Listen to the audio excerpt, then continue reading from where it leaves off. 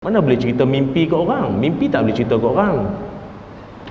Dan yang melarang daripada menceritakan mimpi pada orang ini bukannya ustaz-ustaz penceramah, bukan. Yang tak bagi itu adalah Nabi sendiri. Apa kata Nabi sallallahu alaihi wasallam? La taqussur ru'ya illa ala alimin aw nasihin. Nabi kata engkau jangan cerita mimpi engkau pada orang, kecuali pada dua orang saja. Dua jenis orang ni boleh.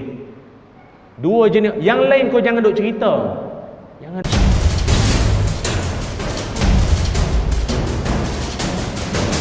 Astaghfirullahalazim, astaghfirullahalazim wa atubu ilaih. Assalamualaikum warahmatullahi wabarakatuh.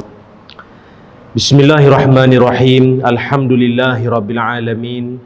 Wassalatu wassalam ala rasulillah wa ala alihi wa sahbihi ajma'in. Qala rabbi syrah li sadri wa yassir li amri wahlul 'uqdatam min lisani yafqahu qawli. Allahumma iftah lana qulubana fi talabil ilmi warzuqna ikhlasu fihi wal 'amalu bihi wan nashru bihi hatta ya'tiyana al yaqin.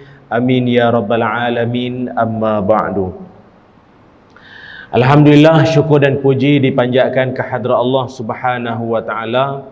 Dengan izin, ketentuan dan kasih sayang Allah, dapatlah sama-sama kita bertemu pada kesempatan malam yang berbahagia ini. Terima kasih saya ucapkan pada seluruh pengurusan pihak Masjid Taman Kosas Ampang atas jemputan untuk saya bertandang ke masjid ini buat kesekian kalinya lah. Terima kasih banyak sekali lagi. Muslimin muslimat yang dirahmati Allah sekalian, malam ini saya pertamanya nak mohon maaf kerana saya ada sedikit kekhilafan. Kekhilafan dari segi apa?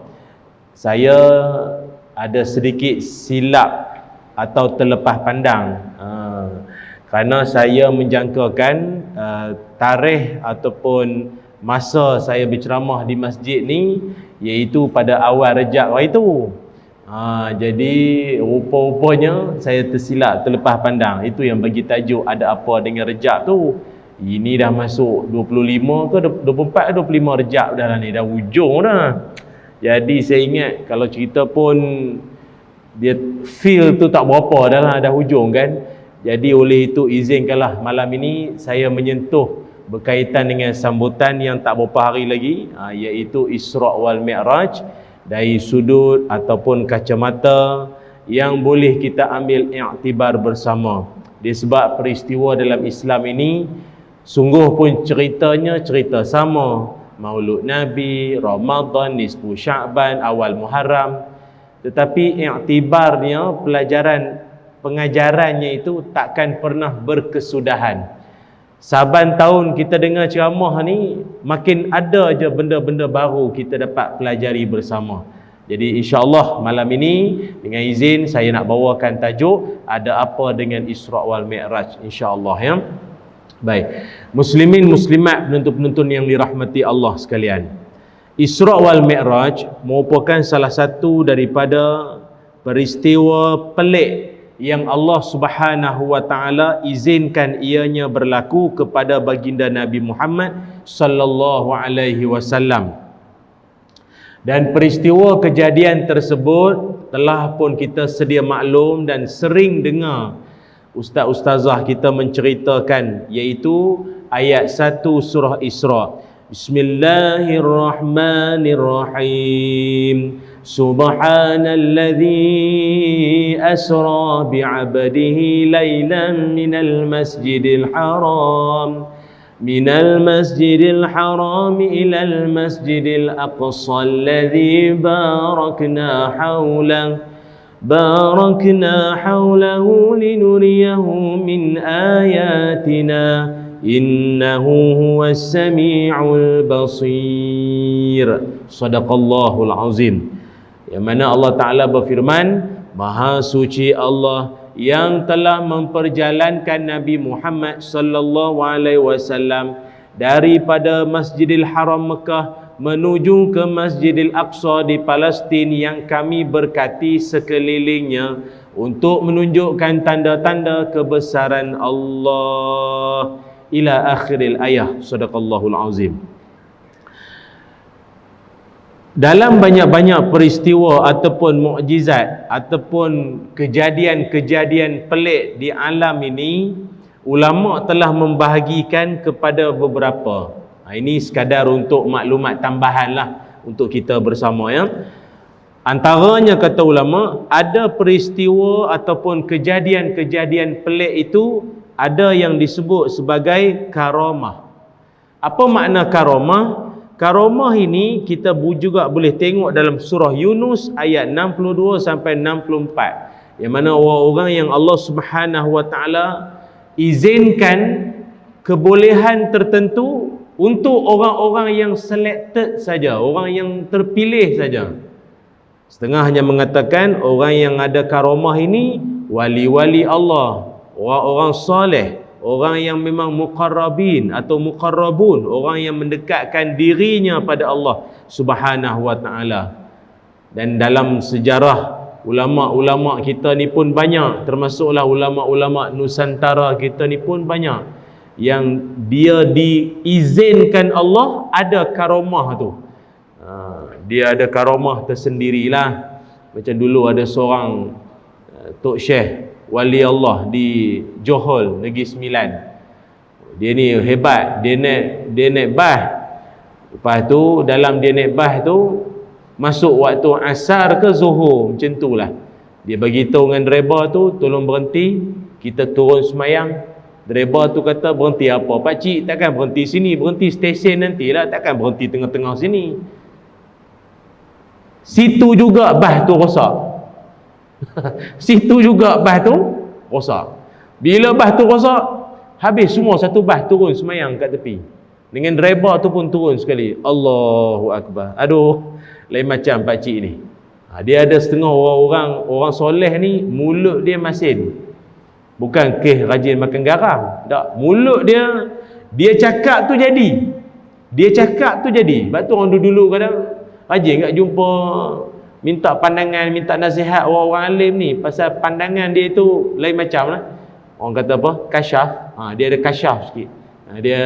Dia adalah ilmu yang Tuhan bagi kelebihan pada dia. Kelebihan pada dia.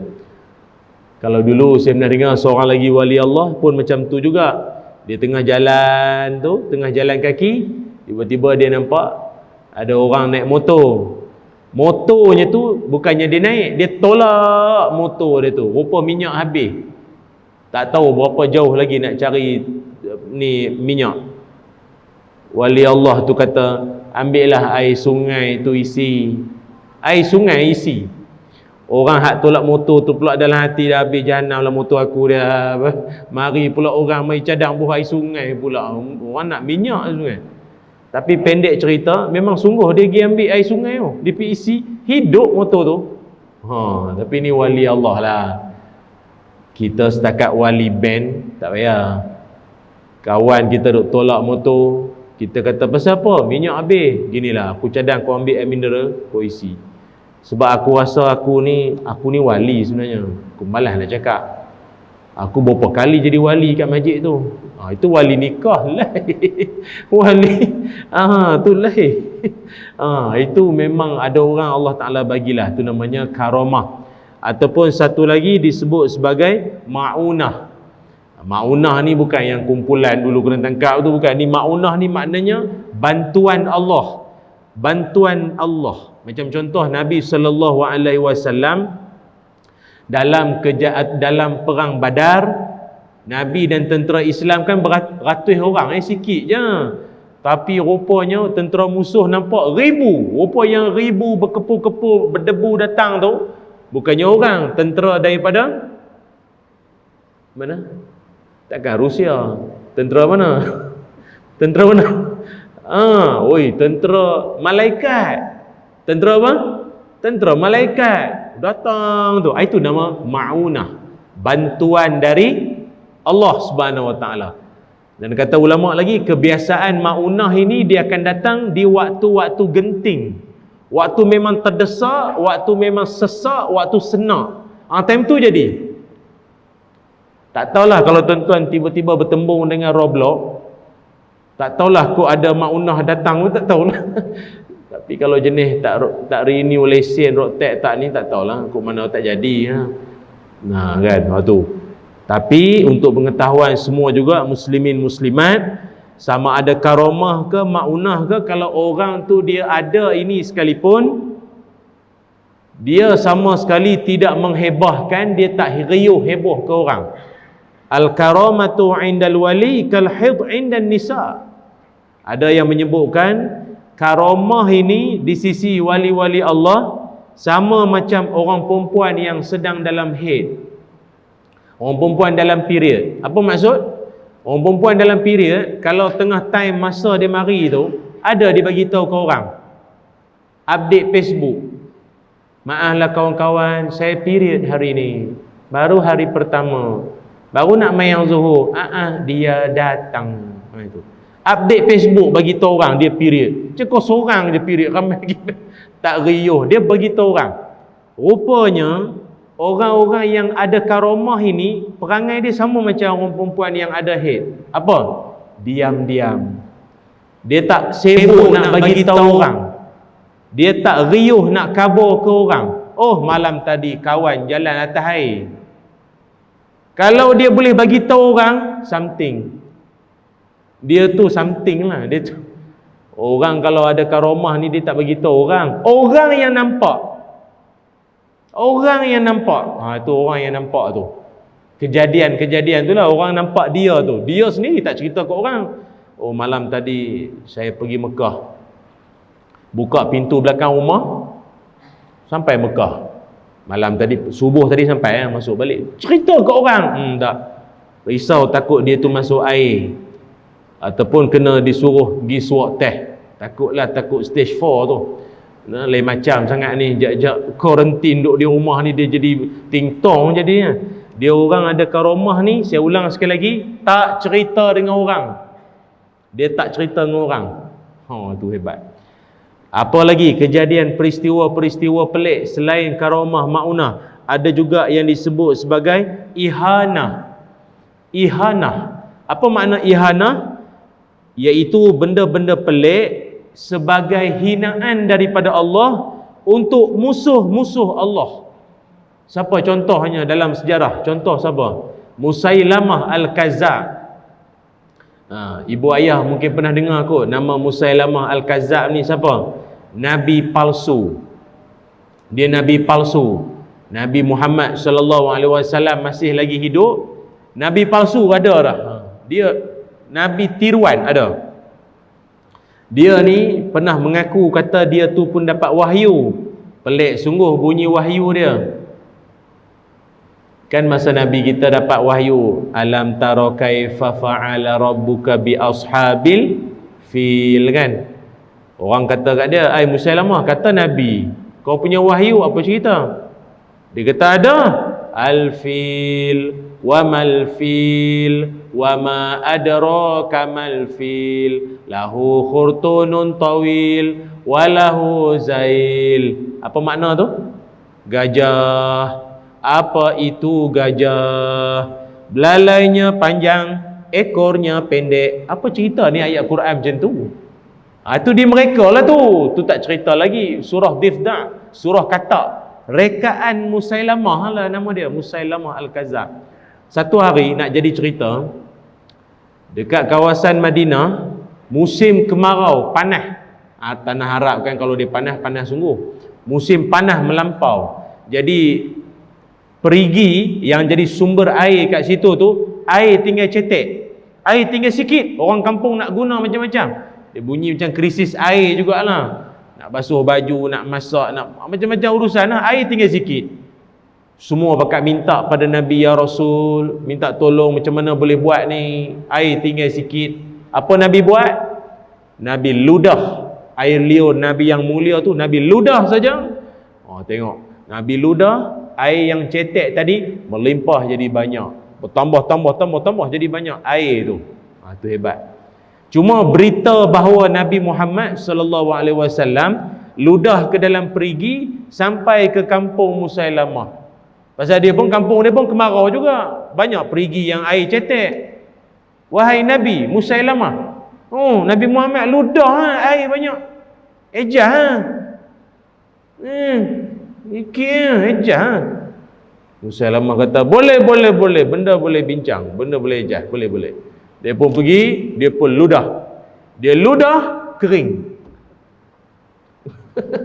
Dia ludah kering, padan. Jadi peristiwa macam tu dipanggil apa? Ihanah. Ihanah ni apa dia?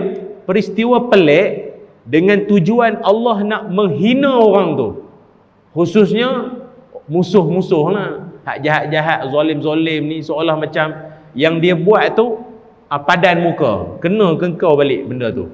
Banyak lagi contoh-contoh lain, tu namanya ihanah. Apa lagi? Peristiwa-peristiwa pelik banyak lagi, namanya irhas. Apa makna irhas?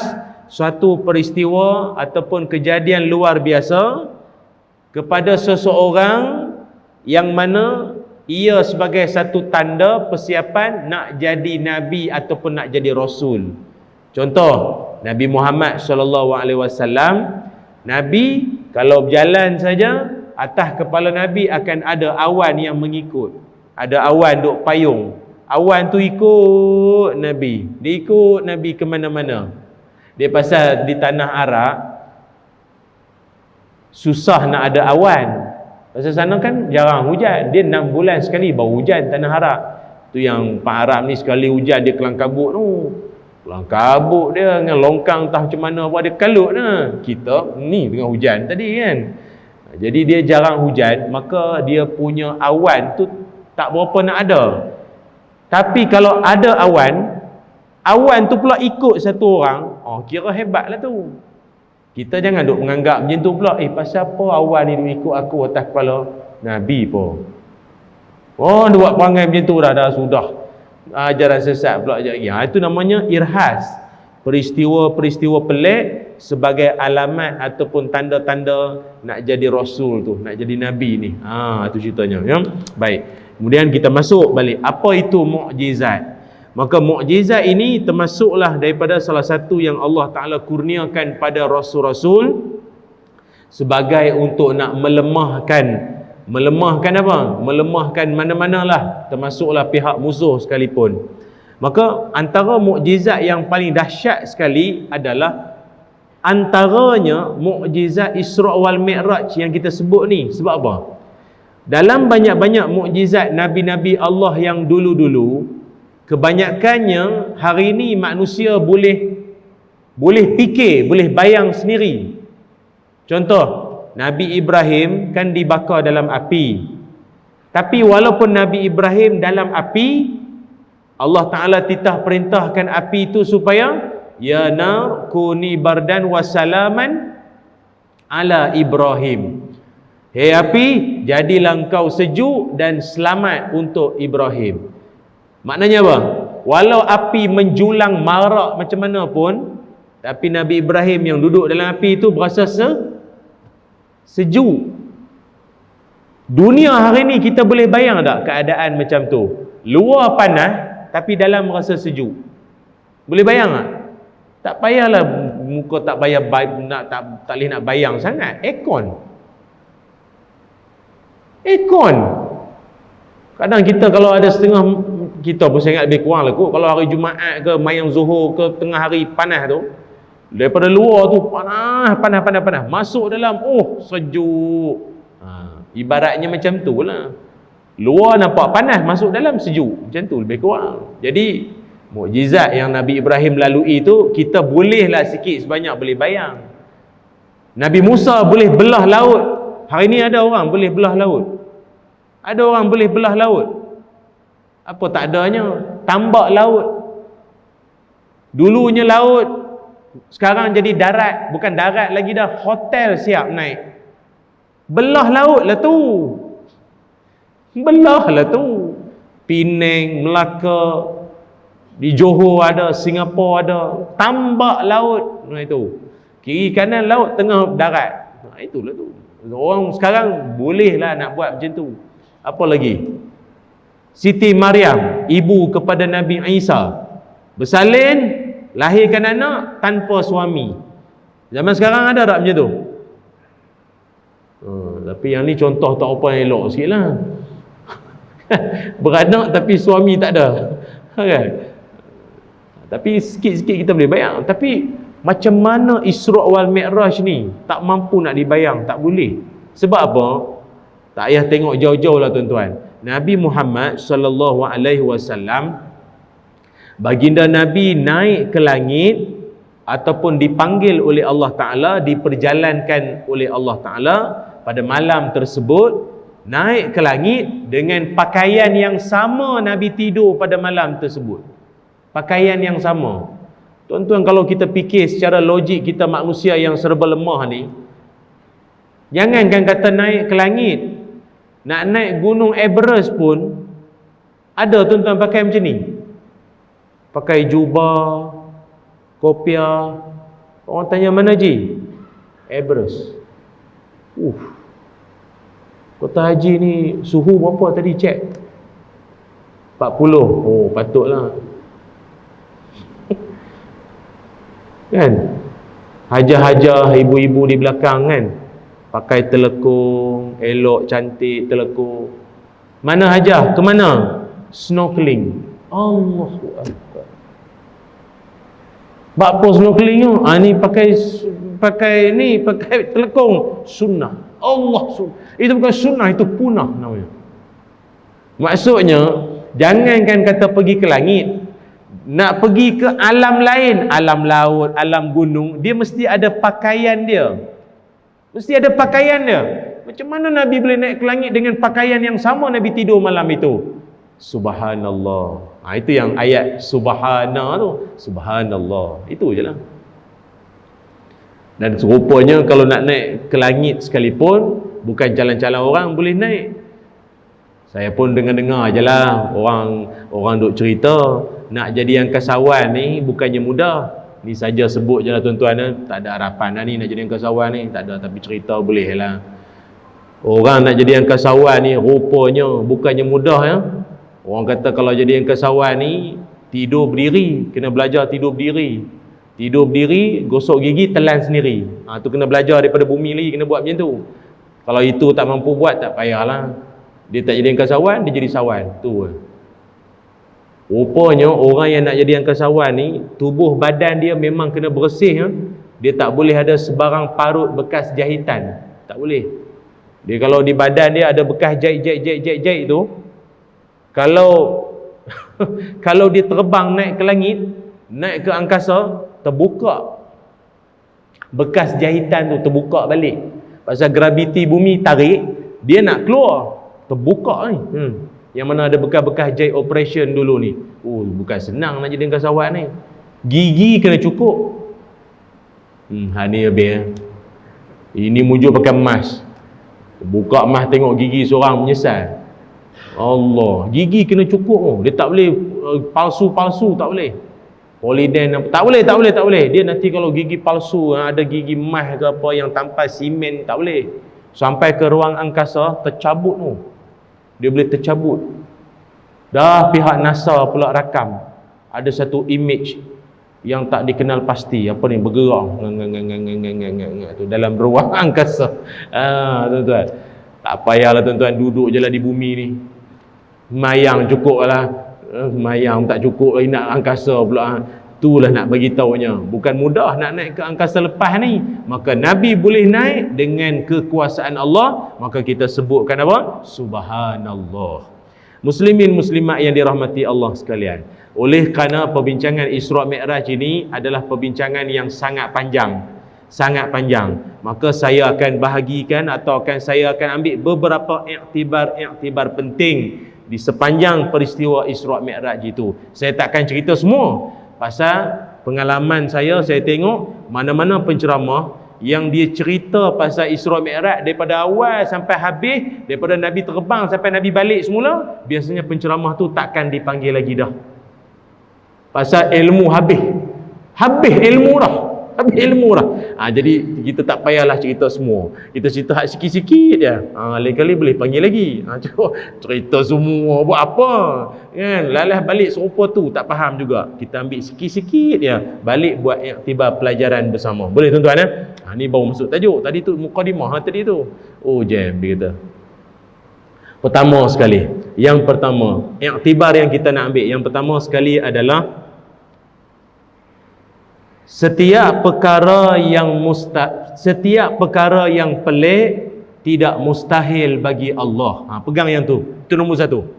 Setiap perkara-perkara yang pelik di alam ini tidak mustahil bagi Allah. Innallaha ala kulli syai'in qadir. Allah Ta'ala berkuasa atas tiap-tiap sesuatu. Tak ada benda yang mustahil dalam dunia ini kalau Allah Ta'ala izinkan ianya berlaku. Macam tuan-tuan kan, kita sendiri diajarkan bahawa ma naqasat sadaqatun min malin, takkan berkurang harta orang yang bersedekah. Pelik tak benda tu? Ada RM50 tadi tabung lalu ke apa, pegang usung ke apa tadi ni, masuk RM10 tinggal RM40. Nabi kata takkan berkurang. Ni kurang ni, 50 bagi 10 tinggal 40, kurang lah. Dah. Rupanya Allah nak ajar pada kita, Allah pasti balas, tapi dengan jalan-jalan yang kita sendiri pun tak pernah sangka. Allah pasti balas. Cuma persoalannya orang kita ni yakin ke tak? Tu je lah. Macam tuan-tuan pernah tak? Ni peristiwa-peristiwa pelik lah ni, saja sebut lah. Tuan-tuan pernah tak pergi kedai makan? Tak kisahlah mamak ke, makan restoran Arab ke, ikan bakar ke, makan. Masa nak bayar dekat budak cashier tu kata, "Pakcik, meja pakcik dah ada orang bayar." Tuan-tuan pernah jadi macam tu tak? Nanti kalau benda tu jadi setakat kawasan Taman Kosas, saya tak heran. Pasal orang memang kenal tuan-tuan. Ni yang saya nak cerita ni, tuan-tuan pernah jadi tak?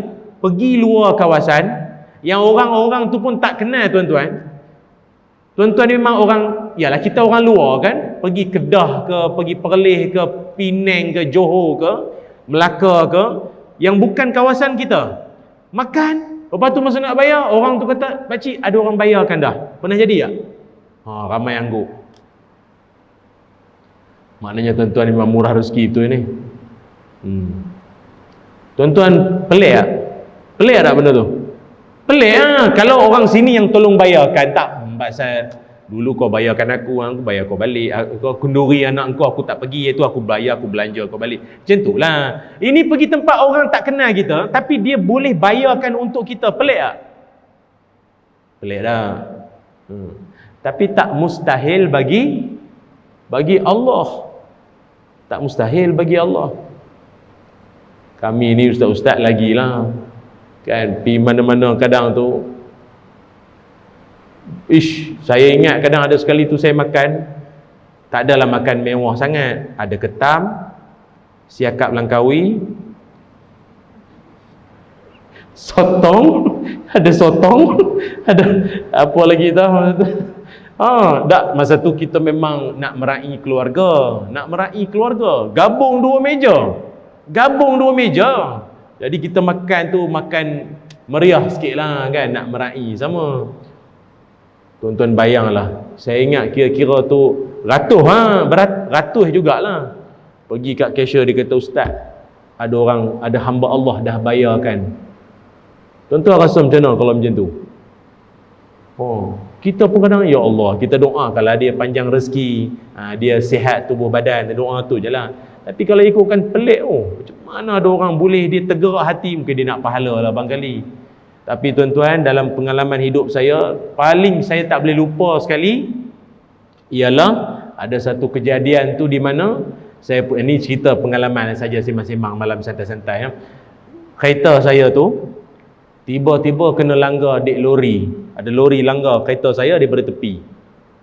Tapi alhamdulillah lah, nyawa semua selamat. Tapi kereta tu dia punya remuk dia dalam juga.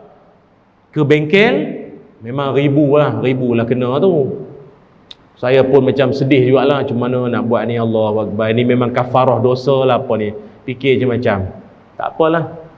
Tuan-tuan tahu tak, ni pendek cerita lah, dia 13 episod, panjang kan. Saya pergi ceramah ke satu tempat, kereta dalam bengkel lah, pakai pinjam kereta orang rumah lah. Saya pergi ceramah di satu tempat, habis saya ceramah, balik ke hotel. Masa di hotel tu, pihak penganjur minta ustaz tolong cek envelope sagu hati tu cukup tak, minta tolong kira aja. Kita pun baiklah, kita pun saya kira kat 3-4 kali tu, 2 kali ganda. Saya kata ini duit catering ke duit saya ni? Banyak sangat ni, lebih ni. Lepas tu saya tanya dengan PA saya, tolong tanya balik. Rupanya pihak masjid, rupanya dia kata memang pihak penganjur ni ada orang bermurah hati nak top up. Dia nak top up, dia nak tambahkan. Tak tahu dia memang dia nak bagi, Tuan-tuan tahu jumlah yang saya dapat tu memang jumlah boleh buat bayar kereta remuk tu. Kuasa Allah. Itu. Tapi malam ni tak payahlah macam tu kan. Takat mana bagi tu banyak tu dah lah. Dia setengah-setengah tempat ni dia ada lah. Kadang-kadang Tuhan nak bagi tu dia macam tu. Allah Ta'ala dia nak tengok kita ni sabar tak sabar je. Masa jadi tu boleh redha, boleh tenang. Dalam dunia banyak benda yang pelik tapi tak mustahil bagi Allah. Saya ingat tuan-tuan duduk depan saya pun lagi banyak pengalaman ni. Pendam dalam hati, ustaz cerita macam dia seorang, kena kita lagi banyak dapat tak cerita ke orang pun. Dah aku penceramah, kena cerita lah. Kan? Lantas lagi banyak pengalaman ni. Ingat, sekali lagi kita nak sebut, dalam dunia ada benda yang walau kelihatannya pelik tapi tak mustahil bagi Allah Subhanahu Wa Taala. Tapi dalam bab sedekah ni saya sajalah sebut, mana-mana di kalangan tuan-tuan ni yang sedang tak berapa nak sihat, yang menonton ni YouTube ke apa, Facebook ke apa ni, jomlah kita bersedekah. Orang bersedekah ni Allah Ta'ala bagi banyak kelebihan. Dawu mardakum bis sadaqah, ubatilah orang yang sakit dalam kalangan kamu dengan bersedekah. Tentu ada ruang-ruang nak bersedekah ni, masuklah tabung tu, masuk bersedekah. Dan sebab kadang Allah Ta'ala nak tunjuk kekuasaannya kan. Ada seorang kenalan saya dulu, dia ni kanser dia ni kanser yang tahap akhir lah, stage akhir lah. Tapi rezeki dia ni jenis orang kaya, banyak duit. Dia sponsor kawan dia dalam 5 orang pergi umrah, tolong doakan dia je. Dia sponsor 5 orang kawan dia pergi umrah untuk doakan dia. Dia kanser prostat ke apa tak, macam itulah kan. Tolong doakan dia. 5 orang tu pergi umrah, tolong doa, lepas tu bawa balik air zam-zam yang dah didoakan. Tu. Tuan-tuan tahu apa takdir Allah? 5 orang yang pergi buat umrah tu, seorang je hidup, 4 lagi dah meninggal dah. Yang kanser tu hidup sampai hari ni. Siapa sangka, betul tak? Orang kadang kita tengok ada orang duk sakit, mata putih, kita tak lama dah. Tak pun kita tengok dia mari semayang kan, daripada tempat slipper tu pun bunyi batuk dah. Kita kata tak ada dah. Pasal lepas main isyak ni semayang jenazah pun. Siapa mana tahu tuan-tuan yang batuk beria tu hidup lagi 10 tahun, yang digelak kat orang ni meninggal dulu, mana nak tahu.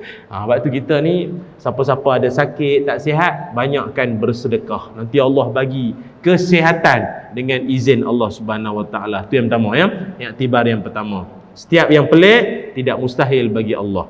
Yang kedua, dah isyak belum belum ni, berapa minit Dua minit okey. Yang kedua, daripada peristiwa Isra wal Mi'raj juga mengajarkan pada kita, ni dengar elok sikit. Yang ni isu semasa sikit tuan-tuan ya. Bukan semua benda-benda pelik kita boleh cerita pada orang. Saya ulang sekali lagi ya.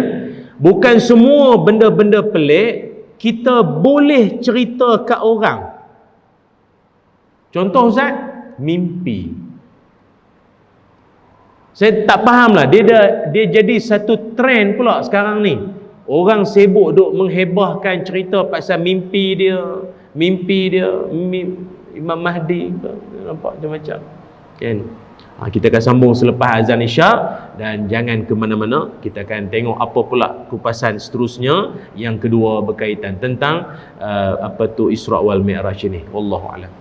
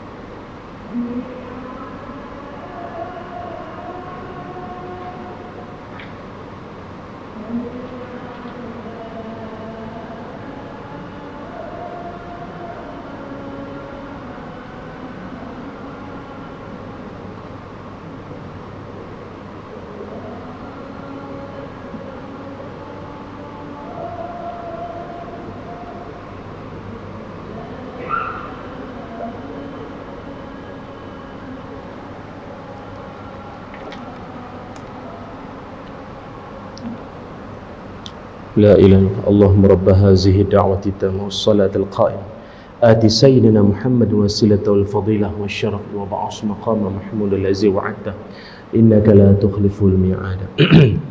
Muslimin muslimat yang dirahmati Allah sekalian, saya mohon izin untuk melanjutkan sikit lagi perbincangan kita ya pada malam ini.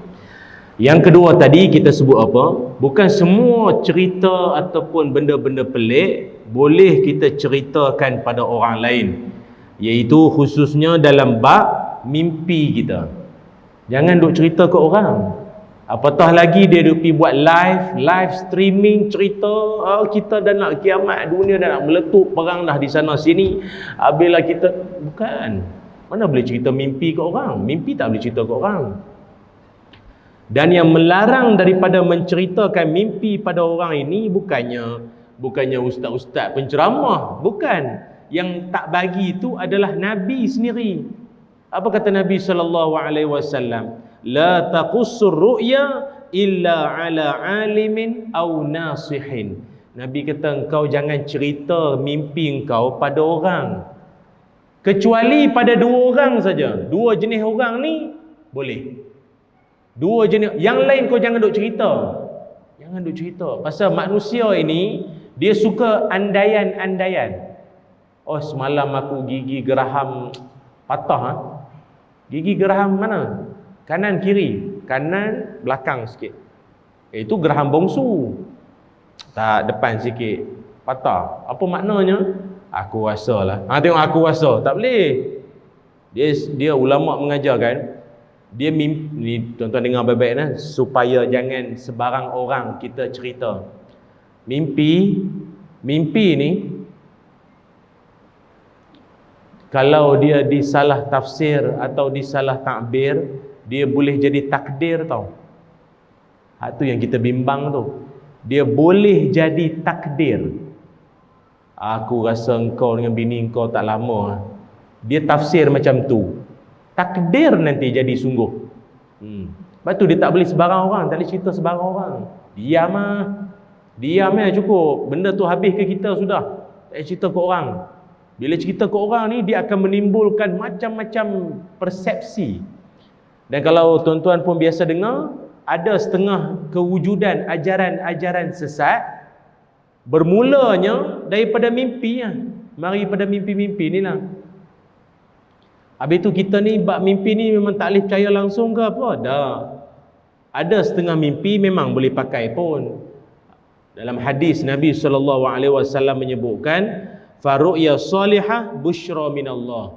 Nabi kata ada setengah mimpi, dia adalah mimpi gembira, mimpi seronok. Mungkin seharian kita penat, letih, kerja sana sini, kemudian bila tidur tu mimpi syok mimpi masuk Masjidil Haram, mimpi masuk dalam raudhah, mimpi jumpa arwah mak ayah dulu kan. Dia jadi syok rehat. Dia seronok bagi kita lah. Lagi apa lagi? Yang kedua, Nabi sebut wa ru'ya tahzinun minasyaitan. Ada setengah mimpi syaitan saja dia nak bagi kita jadi sedih. Kematian orang tersayang, hilang barang-barang berharga, dia nak bagi kita sedih. Kan tengah duk semayang pun duk teringat mimpi tu tadi. Ish, betul ke? Kan fikirlah, terbawa-bawa dah. Dan ada satu lagi mimpi, wa ru'ya mimma yuhaddisul mar'u nafsahu. Disebabkan oleh dia duk banyak fikir sangat. Dia duk fikir sangat. Dia fikir apa? Tahun ni raya tak raya? Nak PKP tak PKP lagi ni? Kes makin duk naik. Dia pun mimpi makan ketupat, makan lemang, kan, sebelah Roblox.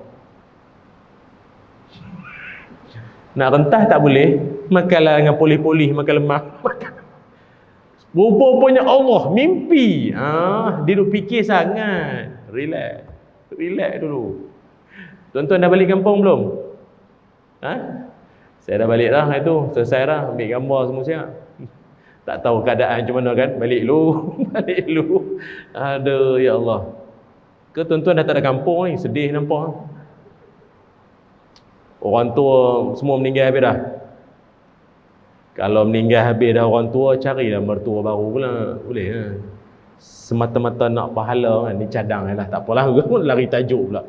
Itu. Jadi mungkin kerana dia duduk fikir sangat, dia terbawa-bawa. Kan? Kawan kita dulu pernah tak mimpi. Dia mimpi, mula-mula rimau kejar dia. Lepas rimau tu tukar jadi tayar. Jadi tayar pula. Lepas jadi tayar, jadi bini dia. Pegang parang. Dia pula lari pegang borang. Patut kena kejar dengan bini pun. Aduh, macam-macam. Dia tercungak-cungak tidur. Macam mana pun seeloknya, baik tak payah cerita ke orang. Ada setengah orang tanya, Ustaz, kalau kata mimpi ni memang dia betul-betul akan jadi ke macam mana? Para alim ulama menyebutkan, kata Ibnu Hajar Al-Haytami dalam Fatwa Al-Hadithiyah, dia menyebutkan, mimpi ni dia umpama kama ja'alallahu al-ghaim alamata 'alal matar. Mimpi ni dia umpama seperti awan yang mendung, petanda untuk hujan. Confirm tak hujan? Tak confirm. Tapi kemungkinan hujan ada tak? Itulah. Mimpi macam itulah. Dia ada kebarangkalian. Yang kau mimpi tu boleh jadi, boleh tak jadi. Maka ambil jalan selamat, tak payah cerita ke orang. Kalau nak cerita sekalipun pada siapa tadi saya sebut? Mana saya sebut lagi? Dua golongan. Nasihin au alimin. Nabi kata. Pertama, golongan orang-orang pemberi nasihat yang baik. Yang bukan 20% ni. Itu pun tuan penasihat ke? Ni penasihat yang baik ni termasuklah. Saya ingat mak bapak kita lah, kalau yang masih ada mak bapak lah. Mak bapak kita tu bagus. Tu terkejut. Mari ke belakang. Satu. Yang kedua, au alimin, orang yang memang alim. Dia memang ada ilmu pengetahuan yang hebat. Dia memang ada ilmu. Maka orang-orang macam ni boleh lah. Cerita kawan-kawan kat tepi bus stop tu, kau rasa aku punya mimpi apa? Jangan ngarut jadi ya. Digelakkan kita lagi ada. Aku rasa kau ni nak tambah seorang lagi ni. Jangan. Jadi dia jadi takdir ni pula kan, panjang cerita tu. Itu sebab itu saya ulang sekali lagi, mimpi bukanlah satu benda yang ataupun benda-benda pelik yang kita lalui itu bukan semuanya boleh cerita kat orang. Ingat ya, apatah lagi dia pergi buat live lah, masuk record, masuk dalam TikTok lah, YouTube lah, jangan buat perangai macam tu. Tu yang kedua. Yang ketiga, saya kira antara intipati penting sekali dalam peristiwa Isra' wal Mi'raj ini adalah simbolik kepada Nabi Muhammad sallallahu alaihi wasallam, yang mana baginda dibelah dadanya dan kemudian dibersihkan hati Nabi dengan air Zam-Zam, dimasukkan ke dalam hati Nabi itu ilmu, iman, hikmah semuanya. Apa tujuan? Sebagai satu simbolik bahawa sebelum kita nak menghadap Allah, hati kena bersih. Hati kena bersih sebelum nak menghadap Allah Subhanahu Wa Taala. Cuma antara cabaran kita pada hari ini, khususnya bila nak menghadap Allah, apa masalah dalam hati kita ini yang sering ganggu banyak orang? Namanya was-was. Betul tak? Ini nak cerita ni. Setengah orang kadang bila dia time nak semayang lah, nak menghadap Allah lah, wah-wah tu mari. Waktu lain okey. Tengah tengok Netflix tak wah-wah pun. Aku tekan pause ke play. Tak ada wah-wah. Makan tak ada wah-wah pun. Dah basuh tangan belum? Tak ada, jarang itu. Tapi kalau nak menghadap Allah ni, dia punya wah-wah tu mari. Sebab tu kadang tuan-tuan biasa tengok ada orang mandi wajib kat sejam. Siapa yang pernah duduk sebilik hotel dengan dia, taubat lahum. Menyesal. Kenapalah aku ditakdirkan duduk bilik dengan dia ni. Bukan main lama. Sejam mandi wajib. Tu tara tak bawa bini tu. Sejam. Dia rupanya ada setengah orang, pasal apa dia lama sangat mandi wajib? Tuan-tuan tahu pasal apa lama sangat? Pasal wah-wah tu lah. Ni, dia memasukkan air ke dalam celah-celah kuku, ke dalam kelopak mata, dia tuang air masuk. Sebab mandi wajib tu kan meratakan air ke seluruh badan. Seluruh badan. Dia tuang air masuk sini. Jenuh. Letih. Tak cukup dengan tu lagi. Kalau dia tak mandi wajib, dia ambil air semayang saja, dia basuh tangan kanan saja 6 ke 7 kali. Siap semua macam orang baru terjun kolah. Sejuk. Kau ni terjun kolah ke apa ni? Dah aku ambil wudu. Wudu apa sampai macam tu? Nah, dia wah-wah. Kena tak kena tadi? Macam tak kena. Buat lagi pun lama. Ada. Apa lagi? Ada pula yang kadang tu, hak ni paling banyaklah kita pernah jumpa. Takbiratul ihram tak masuk-masuk. Dia tak masuk-masuk. Au. Lama. Dah Allah. Astaghfirullah. Lambat. Dia kan orang, yalah kalau orang belajar kitab Muniyatul Musalli itu kan selesai. Qasad, ta'arud, ta'yin. Maknanya kalau kita masa niat takbiratul ihram tu kan kita niat. Saja aku apa dia? Solat. Fardu ke qada ke apa, sunat ke apa ni? Fardu. Lepas tu apa? Dan itu je pun, kalau tak diiringi dengan lillahi ta'ala, apa lagi, berapa rakaat sekalipun, itu tak menjejaskan, tak ada masalah. Tapi disebabkan orang kita ni, dia terlalu nak skrip. Sahaja aku solat fardu isya' 4 rakaat, imam ke makmum depan sekali imam lah, oi. Okey, bar. Itu yang lama. Dia nak terlalu detail sangat. Kita nak cadang kat orang macam tu. Kalau kau betul nak detail sangat, nombor telefon untuk imam sebut sekali dalam tu. Nombor postcode Taman Kosas, buh sekali dalam tu. Janganlah macam tu. Saja aku solat fardu isya', settle. Lillahi ta'ala, selesai. Allahu Akbar. Duk cari radar. Astagfirullah. Kita hak duduk sebelah ni lah, kadang kita jadi letih. Bila dia bar, kita yang aku yang lega rasa. Lama sangat. Wah-wah, dia wah-wah. Lepas tu mari pula ada satu lagi golongan jenis, kalau dia baca Fatihah tu, ya Allah, kita seksa dengar. Dulil.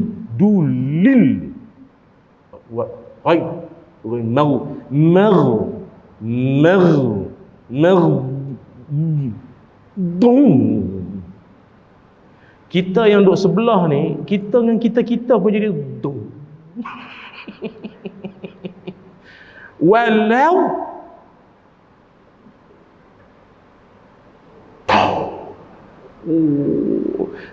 tak tahu. Kita kadang duduk sebelah ni, dia ni menurun ke baca Fatihah? Seram ke dia? Cukuplah tuan-tuan. Dia sebenarnya, tuan-tuan pernah tak kaji pasal apa syaitan ni? Memang peranan dia yuwaswi sufi sudurina. Pasal apa dia nak mewah-wahkan kita? Kenapa syaitan dia nak mewas-waskan kita? Kenapa? Tahu ustaz, tanyalah syaitan, tanya kami buat apa. Payah tu. Syaitan ni dia mewas-waskan kita khususnya dalam ibadat. Apa tujuan? Tujuan dia ialah dia nak supaya kita berasa letih, lesu, jenuh dan rasa malas untuk nak beribadat. Menganggap bahawa semayang ni payah tu. Payah betul nak semayang sekali. Berpeluh-peluh. Berapa kali aku takbir? Apa suruh berapa kali? Syaitan dia nak yang tu. Dia nak bagi kita rasa macam jemu. Kita rasa letih. Kita rasa lesu terhadap ibadah. Sebab itu apa yang kita boleh cadangkan kepada semua sekali, khusus yang hadir malam ini, muslimin muslimat sekalian, ada beberapa panduan agama mengajarkan kepada kita, khususnya bagi orang-orang yang ada masalah wah-wah ni. Apa boleh dibuat? Pertama sekali, ulama menyebutkan dalamilah ilmu. Pergi belajar, dalami ilmu. Orang yang rajin belajar, dia faham basuhan berapa kali, sah, syarat, batal, dia faham. Itu. Lagi apa lagi? Itu yang pertama. Yang keduanya adalah, iaitu sama sekali kita tinggalkan apa yang meragukan kepada apa yang tidak meragukan kita. Apa kata Nabi? Da'ma yaribuka ila ma la yaribuka. Tinggalkanlah satu benda yang kau confuse kepada yang tidak mengelirukan engkau. Itu selesailah. Ataupun pernah berlaku di zaman Nabi SAW dulu, ada seorang Abbad radhiyallahu an, dia mencerita ada seorang sahabat datang mengadu pada Nabi, yang mana dia ini kalau dia solat, dalam beberapa kali dia semayang, dia rasa macam angin keluar. Dia rasa macam ada angin yang keluar. Jadi dia macam wah-wah, angin aku ke tu? Dia confuse lah. Dia wah-wah lah. Jadi isu ini dibawa pada Nabi SAW. Cerita pada Nabi, ya Rasul, saya kalau semayang rasa macam angin, tapi tak tahulah angin saya ke angin orang tu.